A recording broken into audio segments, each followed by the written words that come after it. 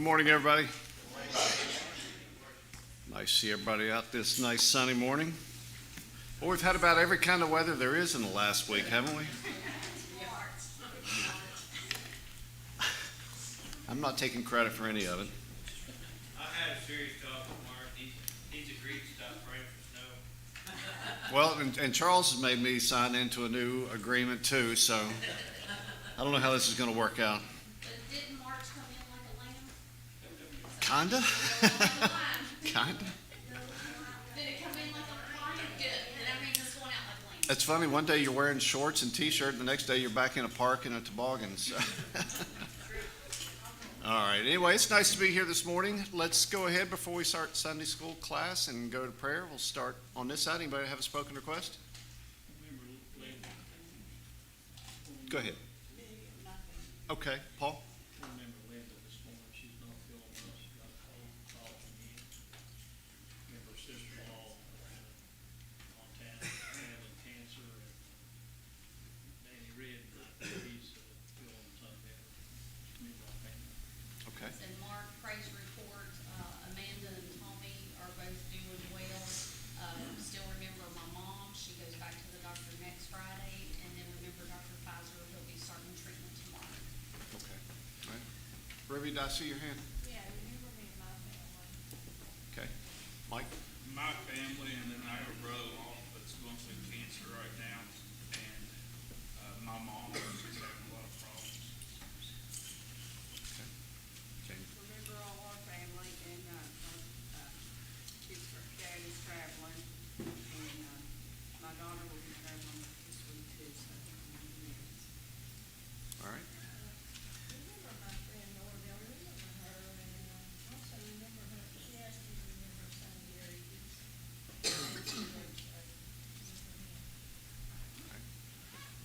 All right. Charles? My mother-in-law's been having some chest pain in various places. She's supposed to see a cardiologist or lung doctor or whatever, figure out what's going on with that. Sometime in the next couple of weeks, just pray for her. All right. Okay. How about on this side? Keep remembering my son and his family. Prayers are working, and that's a fact. And even on my daughter-in-law, prayers are working. So thank you, please continue. All right. Donna? I have a phrase. My daughter went to Morgantown to the neurologist, and pretty basically they said, don't worry about a thing, it's all good. The tumor is very small, it's calcified, he says probably had it since birth, and not to worry, they're gonna monitor it, but that's it. Amen. We were praising God all the way. Absolutely. My sister, now she had her kidney removed, a few months ago. She's having severe pain. She's been, the chemo and just, it caused her to have a blockage and, yeah, anyway. And she is, she's just really suffering with it. Every time I call her, she's just in so much pain. And we all pray for her. And also my daughter-in-law, she had neck surgery. And she's still, whatever they did, it didn't help at all, and she's suffering quite bad. Her name's Rivka. All right. Somebody else? Anywhere? I remember this morning, she had a little procedure done Friday, and she's feeling under the weather. All right. Ronnie? Can't remember me and my family, remember my two brothers, remember my daughter Jeannie, and remember my son Kevin. All right. Anybody else with a spoken request? Still remember Buddy and Georgia Freeman and her sister, our nation, our missionaries, law enforcement, Russia and Ukraine, and I still have two sisters that need prayer, and haven't been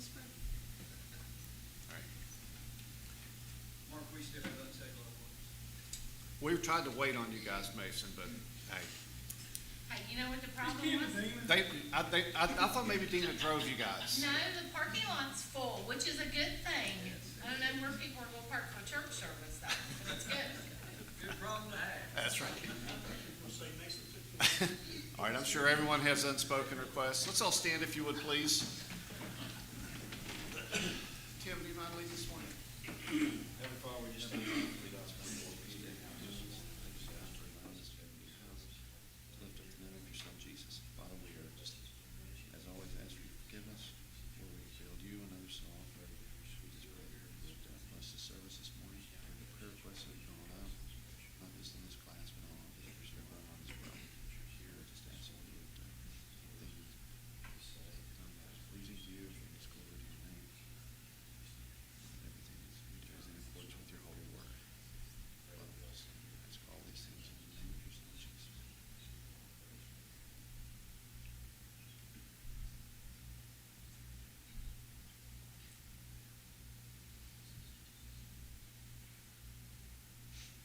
Amen. All right, I see Bruce is not here this morning, but I will ask anyway if anybody has a verse or a passage that they've read this week that may have addressed something going on in your life, you'd like to share it with us? Nobody today? All right. We'll get into our lesson this morning. The title of it, assuming I'm on the right lesson, is Hard Times and a Hard Man. And I didn't take anything about that for this lesson. I don't know how they come up with these titles sometimes. Not that I'm smarter than these people, because I know we all know that's not true. We're going to be studying one verse out of Judges chapter 10, and then the rest of it comes out of 11 this morning. Let me ask you guys a question. Has anybody in here ever made a promise or a vow to God? Yeah. I'd like to hear anybody's thoughts on this. What do you think about making a promise or a vow to God? Better be careful. Okay. Proceed with caution, right? Anybody? All right. Making a vow or a promise can either work out very well or very badly, can it not?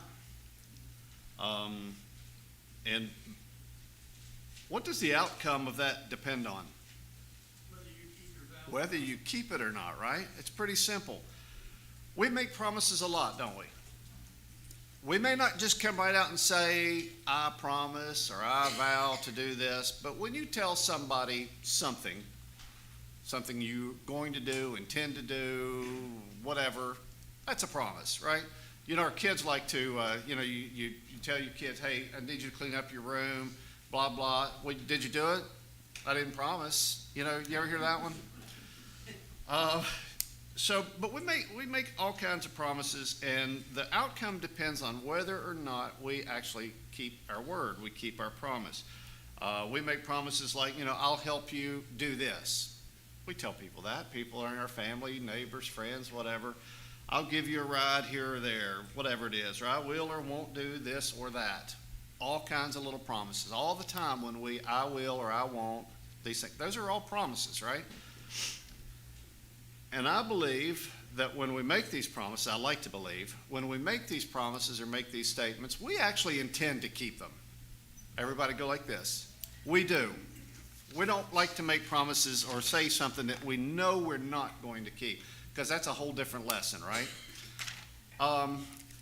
But we intend to keep those promises right up until the time we don't. Again, it's not like we didn't intend to keep it when we made it. It's just that, other stuff happens, right? We're busy, we have life, we have other things. We say that it's other things we have to do, but in a majority of cases, it's probably other things we want to do that all of a sudden is more important than what I told you I was going to do, right? And we get sidetracked very easily. Even things it may not even be something we considered, but it's still a broken promise, is it not? If I said I was going to do something or not going to do something, and I let something else sidetrack me, I still broke a promise, right? It's pretty simple. And those are all the things that I listed. Those are kind of small promises, right? I'm going to do this, I'll do that for you, whatever, I won't do this, whatever the case is. Those are kind of small things, right? Does breaking small promises have consequences? Are they because it was a small promise, is it a small consequence? Not necessarily, is it? We sometimes don't consider what breaking a small promise or something we said we were going to do and then we don't do it for whatever reason. Sometimes we don't consider what kind of impact that has on the person that we made that promise to. At the very least, disappointment, right? You told somebody you were going to do something and then you pull back and you don't do it. They're disappointed, right? What about loss of trust? Your word's not very good if you don't keep it, right? Even a loss of respect, because that's a terrible thing to lose. If you had respect from somebody and because you didn't keep your word about whatever it was, it could have a lot of impact on a lot of different people. So, big deal. I didn't show up when I said I would. No harm done, right? But think about this. Now, I talked about things that you could see right on the surface, the loss of trust, the disappointment, loss of respect. But it could even go bigger than that, right? So what if I promised to give somebody a ride and I didn't do it? They lost a job. That's pretty big impact, right? Over a small promise that I didn't keep could have a very large impact on somebody. Maybe not helping somebody do something caused them to have to pay for it to be done that they couldn't afford to do. And now it's a burden on them because now they've got to find another way to get this accomplished. Or maybe not showing up to hang out with somebody caused some kind of emotional pain. People go through a lot of stuff today. There's stress everywhere you turn. People just like to connect and hang around together. And all of a sudden, if you found something more important, what message did you send them? You're not that important to me, right? So breaking even a small promise can have very far-reaching consequences, right? All because we didn't keep that little small promise. And we didn't think much about it. It's because something better came up, right? But little promises aren't the only ones that we break, are they? We break big promises too. So I look around the room here. Anybody ever been married? Most of you in here. That's a promise, right? When you marry someone, you are, it's a big promise, right? So it's a whole bunch of promises when you think about it. Think about your wedding vows, your marriage vows, whatever you said or you were made to say. Sorry. You said a whole bunch of promises in front of a whole bunch of people. And in most cases, you made not only to the person that you're marrying, your friends, your family, and God, right? That's a whole bunch of promises made in front of a whole bunch of people. We promise things like love and cherish, right? These are all just basic wedding vows. Remain faithful, to join with one another for how long? Sometimes you just can't wait that long, can you? I know that's a bad joke. Yeah, no. But you are paying attention. But breaking these promises, breaking these vows that you made before God, family, friends, often leads to the very worst train wreck you can imagine. If any of you have ever been in a broken marriage, you cause pain and grief, not just to the other party, but think about family and friends that know you as a couple, right? It's Tim and Betty. It's not Tim or Betty. It's Tim and Betty. Something happens, then it's like, man, that hurt. I mean, and we don't think about these things because, something else came up in life. I had to go do that. And probably worst of all, out of all that, is you are damaging your relationship with God, right? Because that vow, that promise was made, presumably, I know some people do civil ceremonies and they don't invite God into that, but if you got married in the eyes of God, or you wanted that to be recognized in the eyes of God, you've damaged your relationship with God because you just made a promise to God that you didn't keep, right? I can say that because I've been on that end. The scars that we put on ourselves and others never completely goes away, all right? Now, I'm not just talking about broken marriages, but anytime you break a promise, you're causing some kind of scarring, some kind of damage to somebody. Now, and again, you ever wonder why we break promises? And I said because other stuff comes up, but what does that really boil down to when we break promises? I've made myself more important than everybody else. Whatever I wanted to do, whatever I thought was more important than that other person, I've put myself in a more elevated position than I should have, right? So you do cause scars. You cause damage that you may not have any idea how far-reaching it is. You think, wow, I got out of that awful easy. I can go on now and feel good about myself. But that's not the way it goes. Now, the big one, making a promise or a vow to God directly. Anybody ever done that? Everybody ever been in a very, very low point in their life? Maybe it was an illness. Maybe you just found yourself down and out. You knew you were on a bad road, whatever it was, and you were at a low point and you make a promise to God. God, if you will just see me through this, if you will just deliver me from this, then I will, whatever. Anybody ever done that? Yeah. I'd say if any of you've been to college, a lot of you made that vow the next morning after you finished worshiping the porcelain god. I don't ever want to feel like that again. So, but we make those promises to God. If you will deliver me from this, if you will just get me through this, God, then I promise I will, whatever it might be. I might walk straight and narrow all my life, and I'm never going to do this again, and I'm never going to do that. Careful here. That's what Luke said when we started talking about making promises to God and making vows to God. Do we do it? Occasionally we do, but we have to do that very, very carefully. God does indeed want us to call out to him when we're in trouble, right? He wants us to do that. He already knows when we're in trouble, but he wants us to call out to him. He wants us to call out to him for help, for deliverance, for all of that stuff. But nowhere does he expect us to do anything back except, if it was in the case of sin, turn from that, right? That's the only real provision he puts on that. When God says, when we call out to God and he wants us to call out to him, the only really time that he expects us to do something is if we're doing it because we're caught up in sin and we're asking for his forgiveness. He does expect us to turn from that, right?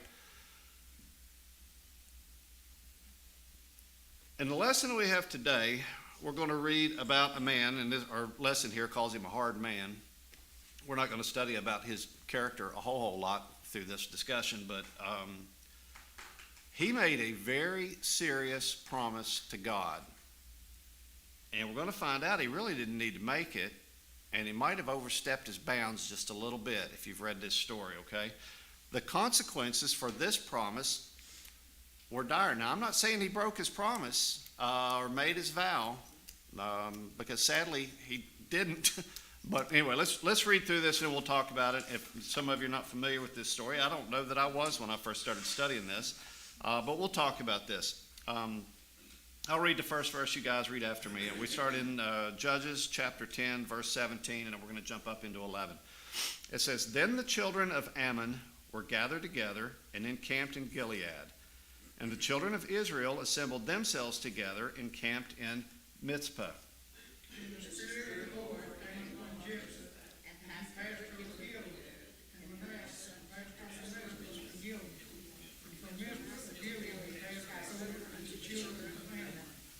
And Jephthah vowed a vow unto the Lord and said, If thou shalt without fail deliver the children of Ammon unto mine hands, Then it shall be that whatsoever cometh forth of the doors of my house to meet thee,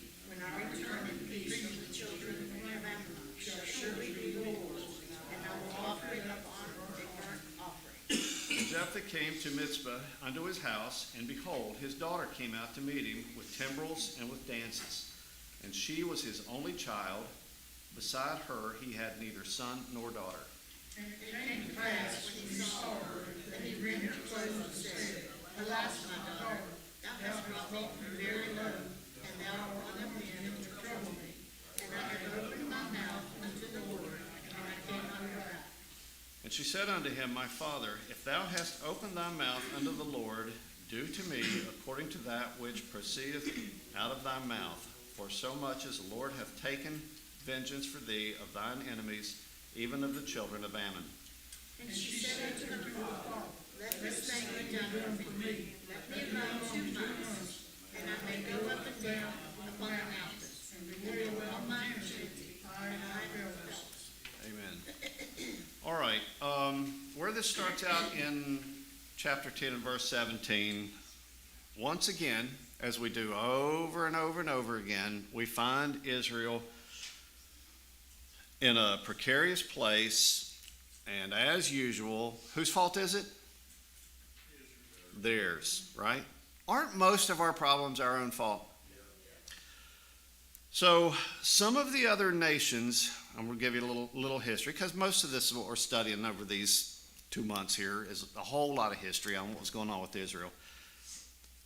Some of the other nations that were displaced when they were coming into the promised land and taking the land that they had finally got to, as God had promised them, some of those other nations weren't real happy about it, right? I mean, you can sort of imagine, when we read the story, as they crossed the river into the promised land, and God told them, you'll take this, you'll take that, you'll take that. And that's kind of, when you go back there and read that, it doesn't give you a whole bunch about, well, those people weren't real happy about it. They didn't necessarily want to give up their land, their cities, their homes, their, what they had, but that's what God intended. But anyway, some of them wanted their land back. And they were like, wait a minute, we're not going to stand for this. We're going to fight back a little bit.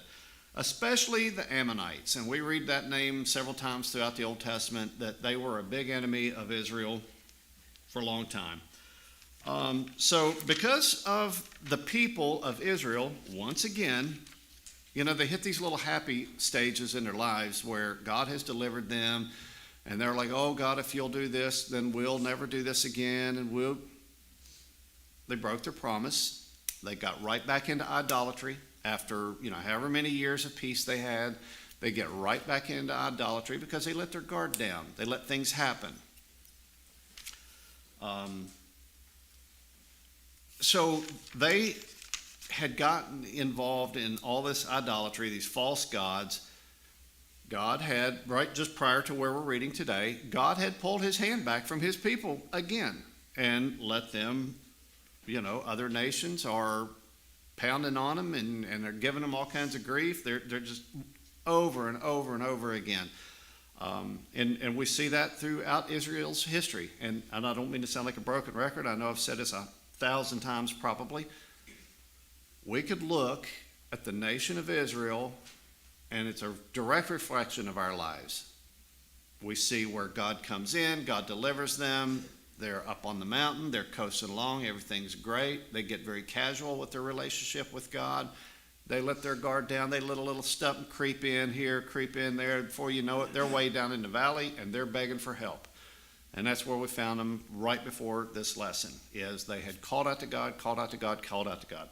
And he told them, he said, and I'm not going to go back and read all of it. If you guys want to go back and look at it, I'm going to paraphrase a whole bunch of stuff here. He kind of looked at them and said, nope, you wanted those other gods? Call out to those gods. Let them help you. Didn't work out so well. So finally, Israel got to the point where, you know what? I'm throwing all this stuff out. I'm done with this.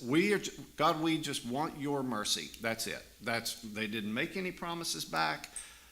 They just called out to God to deliver them. So while this is all going on, there's a guy by the name of Jephthah, who was a bit of a rough guy. He wasn't very well liked, even by his own family, and there's a whole kinds of story about him too.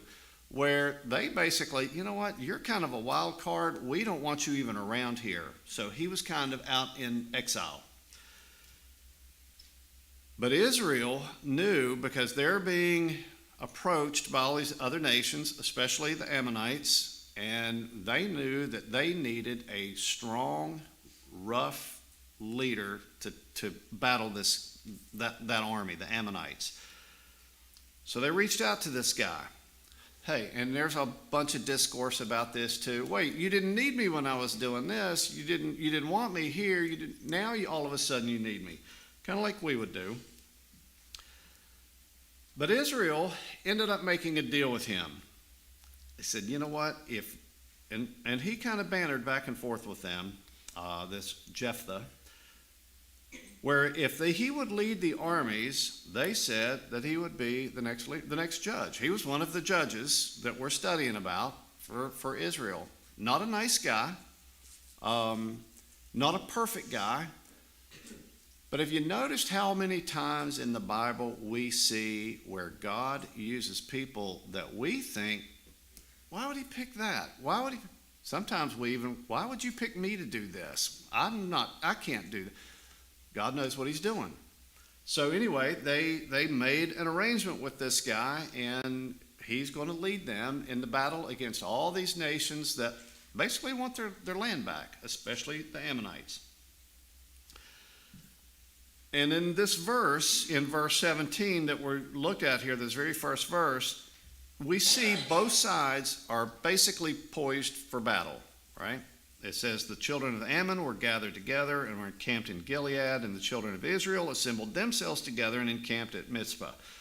So everybody's set up and they're ready for some kind of battle, all right? Now we're going to go ahead to the next verse. It skips over to chapter 11, verse 29, and I'll talk about some of the stuff we skipped over. It says, Then the Spirit of the Lord came upon Jephthah, and he passed over Gilead and Manasseh, and passed over Mizpah of Gilead, and from Mizpah of Gilead he passed over unto the children of Ammon.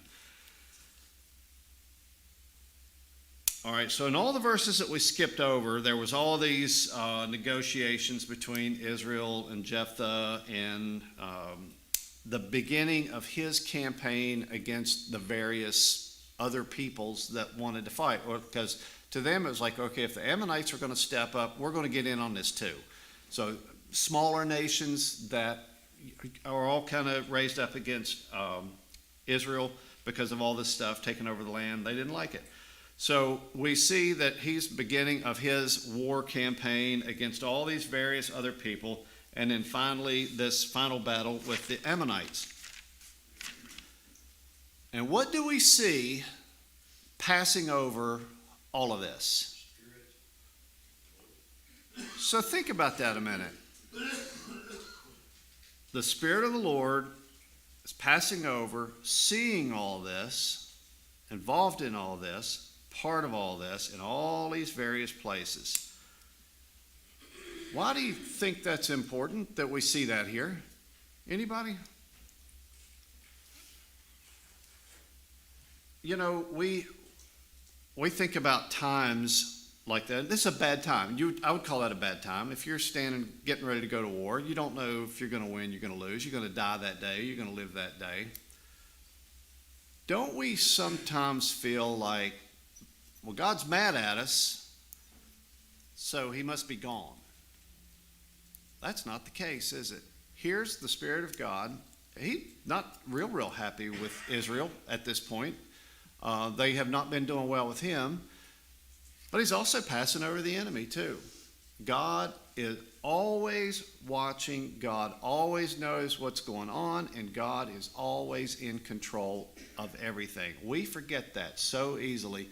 And when we are down and out and we are at our lowest, we kind of forget about that, don't we? You know what? I might not be right where I'm supposed to be, which they obviously were not, but that doesn't mean that God's gone. That doesn't mean that God is not still running the show here, right?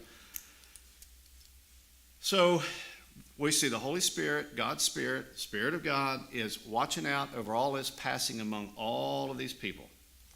All right, and I'll read the next two verses together, 30 and 31. And Jephthah vowed a vow unto the Lord and said, If thou shalt without fail deliver the children of Ammon into mine hands, then it shall be that whatsoever cometh out of the doors of my house to meet me, when I return in peace from the children of Ammon, shall surely be the Lord's, and I will offer it up for a burnt offering. So, as he's getting ready for this final battle with the Ammonites, this kind of everything else leading up to this point, and you know what? They've had success. They've had victories over all of these other little nations, we'll call them, communities, whatever they are, tribes. Now it's, the big showdown. And they're getting ready for this, and Jephthah makes a very bold vow. Anybody think, what are you thinking here, buddy? He says, if you will deliver the Ammonites into my hands, then when I return home, I will sacrifice whatever comes out my front door to greet me. Not just a sacrifice, but a burnt offering. Now, God did not condone burnt offerings of people. No human sacrifices, right? There was animal sacrifices and that kind of blood sacrifice and crops and whatnot, but no human sacrifices. Was it even necessary to make a vow like that? No. Why not? Because the Spirit of the Lord is already. He's already doing it. He was already fighting for them. They're watching all this. They're having victory after victory after victory. They're already winning. They're already winning all these battles. God was already moving for them when they turned from the idols. When they came to Him, they cried out for help. They cast out all the false gods, the idols that they were involved with. They cast that out. So they have essentially asked for His forgiveness, His help, and repented. Isn't our relationship with God restored at that time? That's what the Bible tells us, right? Jephthah didn't really think this through and kind of overextended himself for this unnecessary promise to God.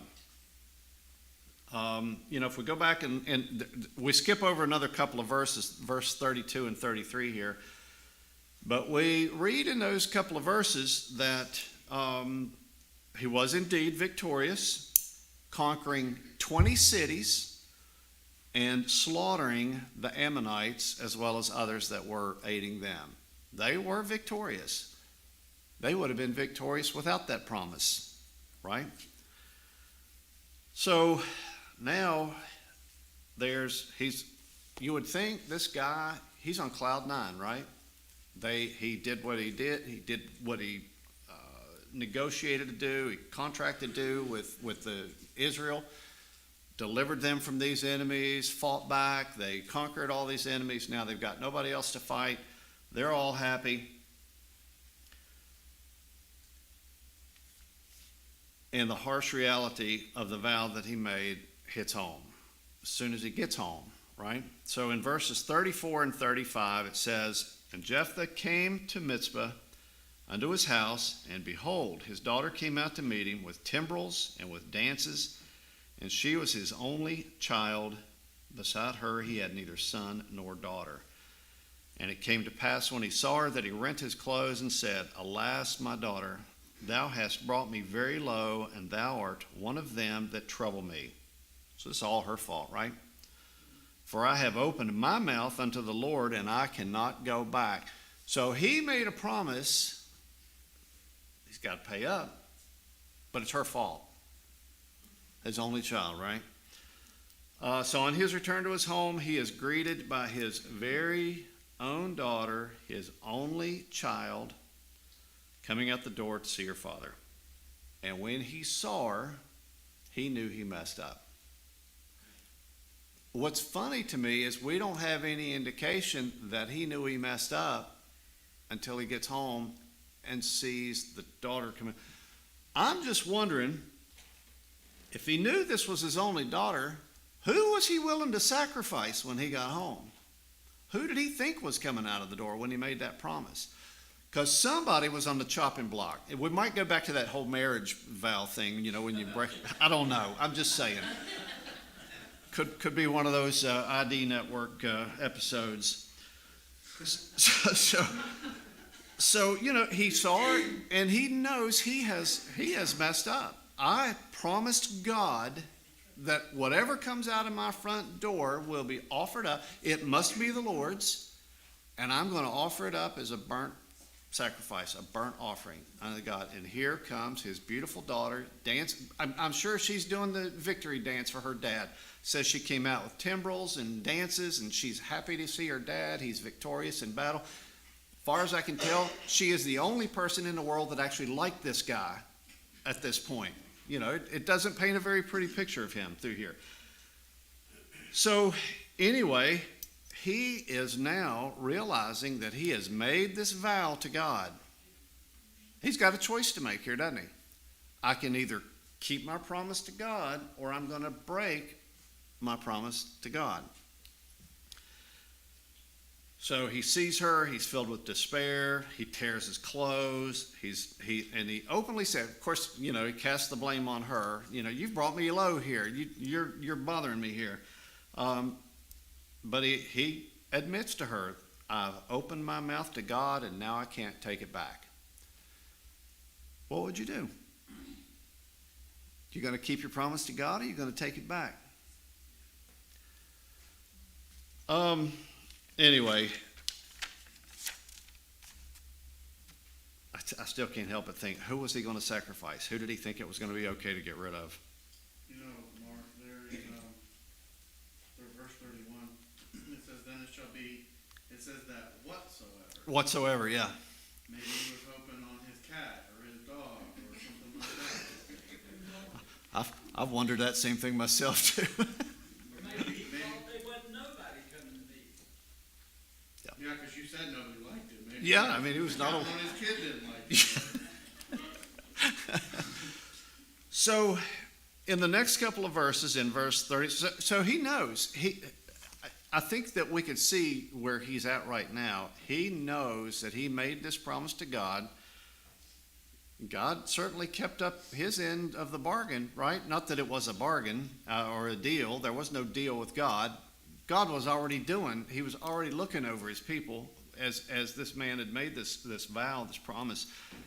But now he realizes he's got to, as opposed to going back on God, he's got to keep his vow. He's got to keep his promise.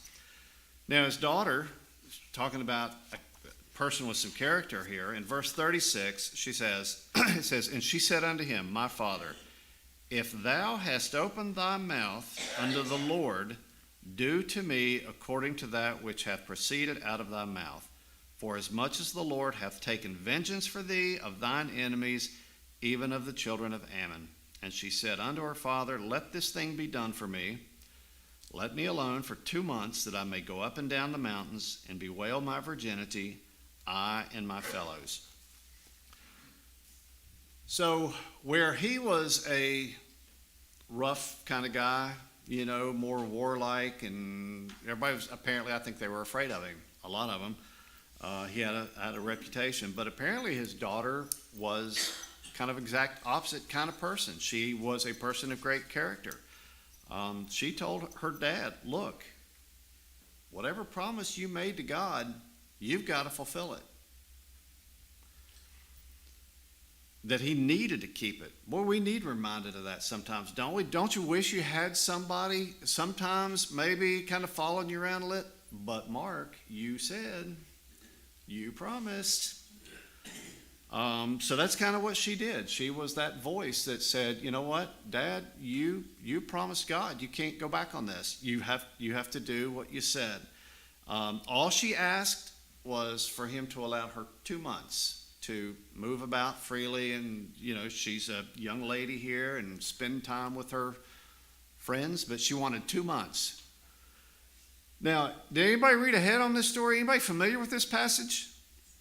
It'd be nice if the knight on the white horse rode in with the shining armor and rescued the damsel. No, she was sacrificed. In 2 months, she was sacrificed.